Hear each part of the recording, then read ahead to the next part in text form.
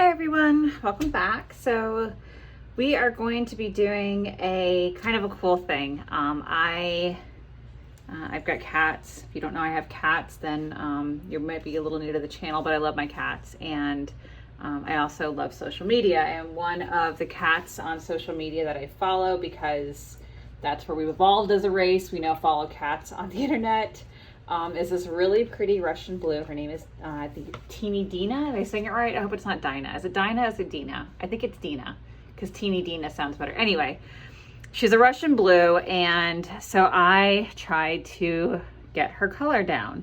And I think I did a decent job. It's a really hard color to kind of nail because it's so pretty, and I wanted to do a decent approximation of her color. So I spoke to, I'm not sure if it was Dad 1 or Dad 2, I don't know which one, about making a soap just for her. So we talked about it, and so we're doing purples because those are her colors with her blue.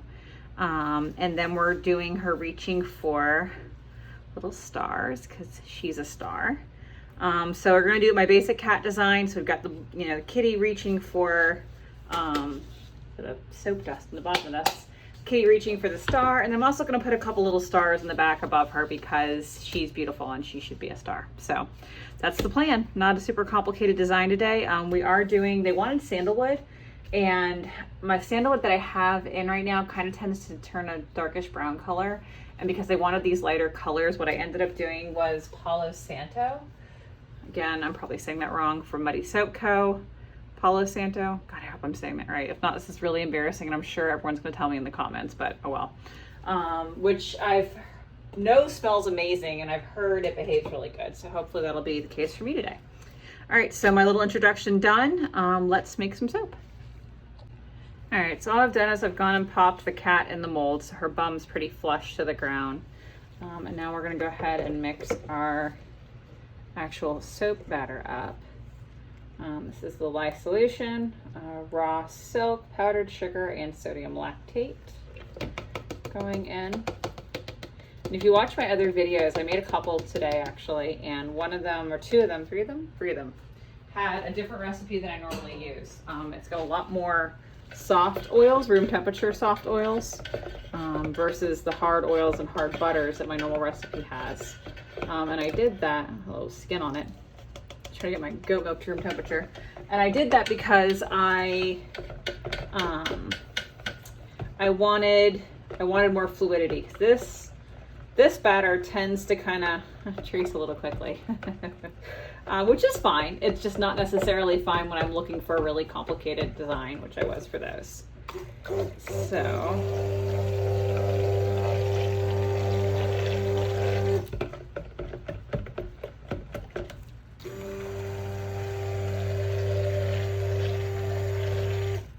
I still feel like I'm getting like some bubbles in here.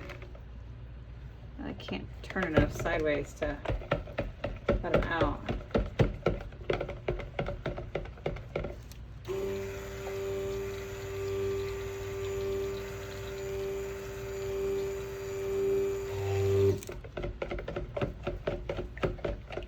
Alright, that's pretty darn good there. I'm not going to add the fragrance till I'm done splitting off the color, because even though I'm told it behaves really well, I don't know. I have trust issues when it comes to fragrance oils that I haven't used yet. And this is a pretty important soap.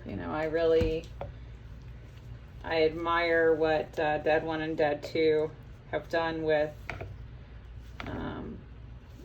Dina's account and what they stand for. So I want it to be a really nice soap for them because they deserve it. They deserve some extra nice things. They do a lot of nice things for other people. All right, so I'm gonna split off two bits here. I'm gonna split off some to pour into another cat mold later on at the end of this. Other reason I'm not fragrancing the rest of this.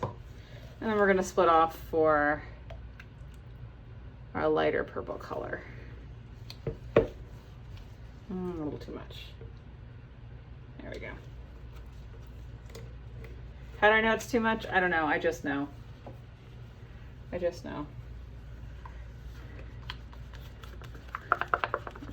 my fancy eyeball method of making soap. My life would probably be so much easier if I just did math with everything, but I don't like maths.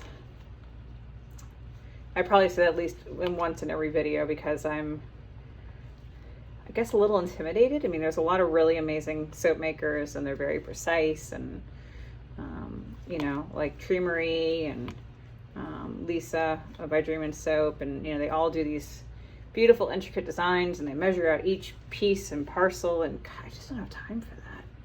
And I guess I have time for that, but I don't want to have time for that. Does that count?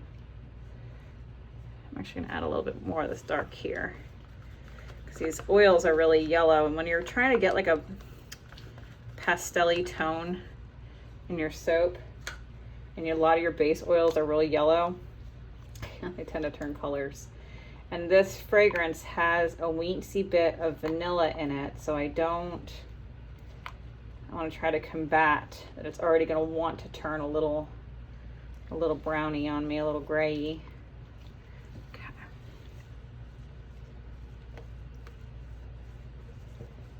Normally I would have gone with like a really dark, rich purple, but they like the more lilac-y purples to go for her. That matches her color scheme. So I am trying to adhere to that wish and do lilac-y purples. Well, that got like a little pinky on me, didn't it, with that yellow?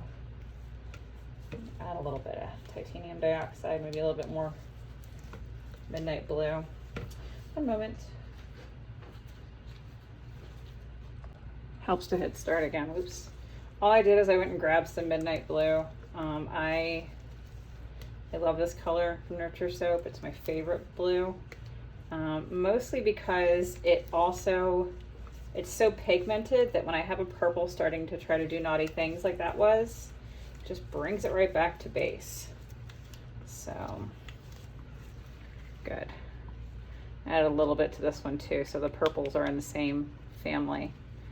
And that's kind of I guess a tip or a trick, or if you're doing something, you're working on a color palette and you want them to behave and you want them to kind of feel the same tone, you know, don't be afraid to use, God, this smells good, use the same tones in each portion of the soap. So if you know, have a darker color, well, I mean, then use less of the dark color, maybe some titanium dioxide or something, but keep that color in there because, you know, your eye is a lot more clever than you think, and your user's eye, your end user, and the people that actually buy your soap, is a lot more clever than you realize. Oh, this smells so good. So it's one of those things that you do it because you're supposed to, but like it really makes a difference in the soap itself. And keeping it similar really tends to hold everything together. So, okay. All right. So, let's pour some soap. Let's move that over a little bit. I noticed I've got just a teensy bit of uncolored soap at the end of this. I don't really want that there. Okay. Let's get our dark purple in first.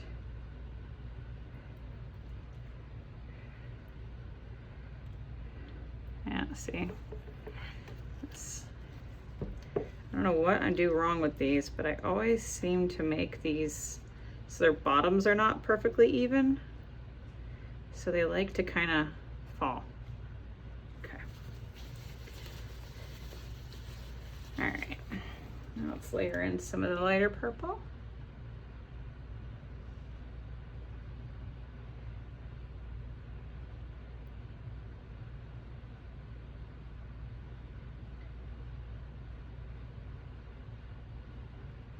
And dark purple again.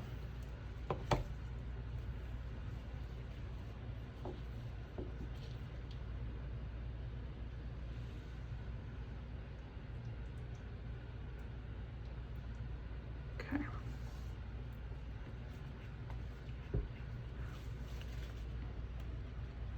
Just want to make sure. I saw some air bubbles when I poured that last one, and I don't want any bubbles in this one.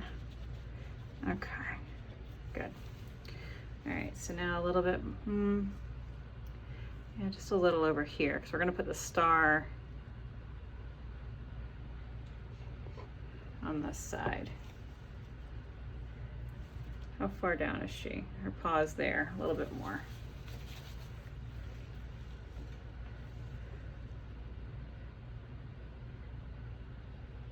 It's funny, I make soap all the time, and I go to make soap for people I admire, and I'm like, oh God, it's gotta be perfect. Everything has to be exactly right.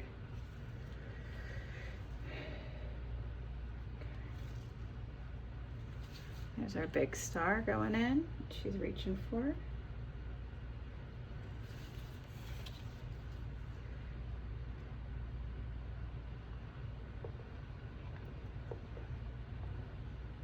Now we'll just start our stripes.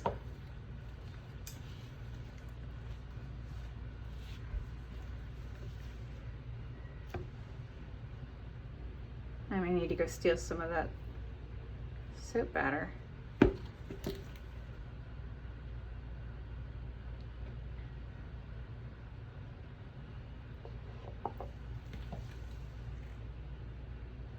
Oh, maybe not.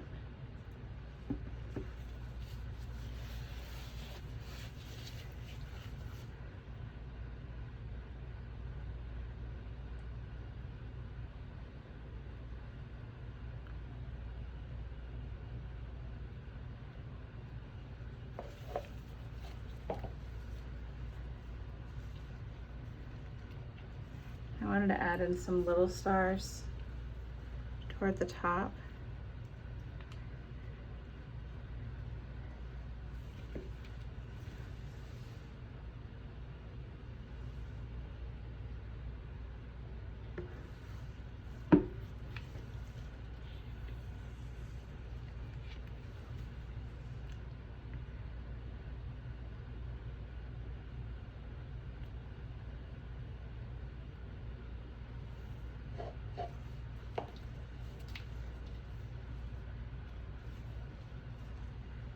It's a little curved.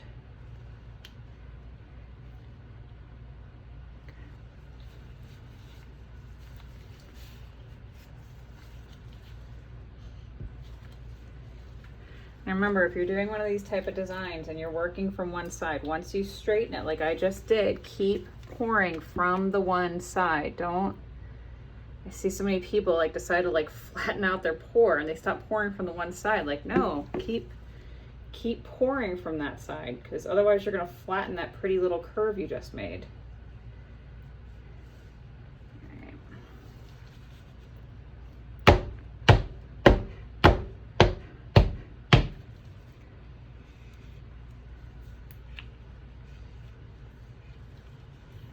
Do I like that? Am I happy with that? Let's do another little bit of the purple here. Come on. This did behave pretty good. I was pleasantly surprised. Should have trusted Nathan. When I say Nathan, if you're on my social media, especially on Instagram, Nathan is really funny and also very talented. He is the man behind Clover Soapworks, and I've decided my long lost brother. I actually have two brothers, so if they're watching this, sorry guys.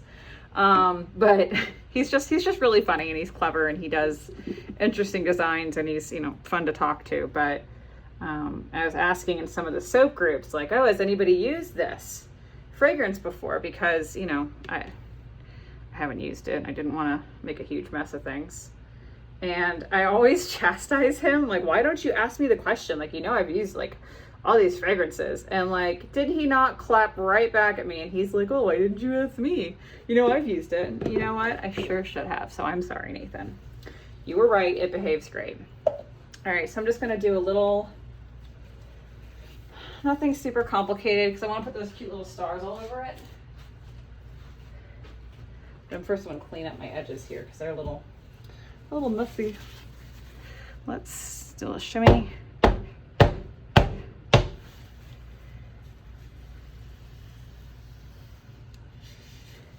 Why do I clean up my edges?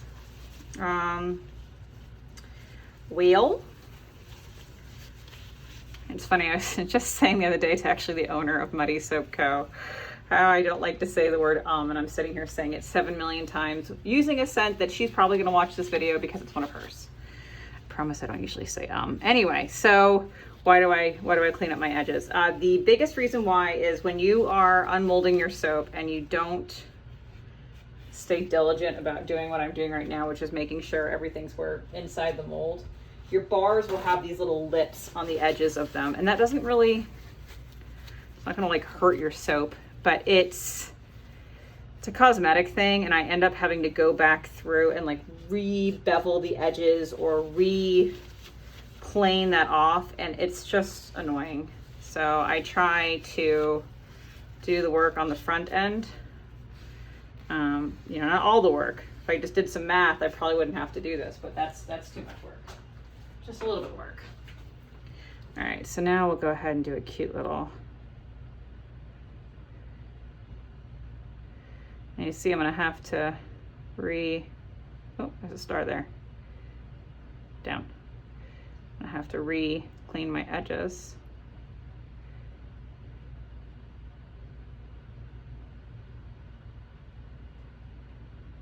Okay, hit a couple stars on the way. I hate that, driving down the road and you whack into a star. Such a problem. Okay. I'm just gonna clean this up a little bit more.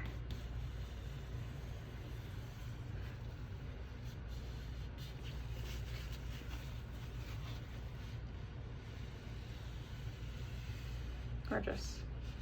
All right. I'm gonna get the rest of this into a mold and I'll be right back and we will put our stars on.